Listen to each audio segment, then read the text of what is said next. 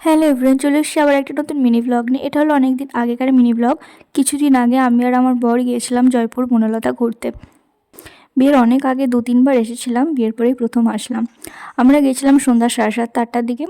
তবে বনলতা এসে আমার যেটা মনে হলো, জানি না এটা ঠিক না ভুল, তবে আগে যখন এসেছিলাম বেশ একটা লোকজন ছিল, অনেক ভিড়ভাট্টা থাকতো, এসে বেশ ভালো লাগতো। কিন্তু এইবারে এসে দেখছি খুব নিস্তব্ধ, লোকজন অল্প স্বল্প, মানে আগেকার মতো সেই বনলতাটা আর নেয় আমার যা মনে হলো। তারপর জানি না, তারপর আমার বর বললো, না বনলতা ভিড় হয় এই শীতকালটাতে, এরপর সিজন শুরু হচ্ছে, শীতকালেই সবাই লোকজন ঘুরতে আসে। তারপর আমরা এদিকে চলে আসি এমু পাখিগুলোকে দেখতে। আর এখানে পিঠে হয়, মানে ঢেঁকিশালাতে চাল কুড়ে গুঁড়ি হয়ে সেই পিঠে তৈরি হয়। তারপর চলে আসি আমরা শীতকালে একটু কফি খেতে।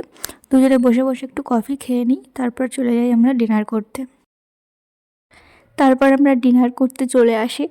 আমি নিয়েছিলাম চিকেন বিরিয়ানি আর ও নিয়েছিল মাটন বিরিয়ানি, যেটা ও বরাবরই নিয়ে থাকে। আমরা যেখানে কোনো রেস্টুরেন্টে খেতে যাই না কেন, ও মাটন বিরিয়ানি নেবে আর আমি নেবো চিকেন বিরিয়ানি।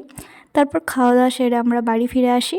এই ছিল আজকে ছোট্ট মিনি ব্লগ। টাটা, দেখা হবে নেক্সট কোনো ভিডিওতে।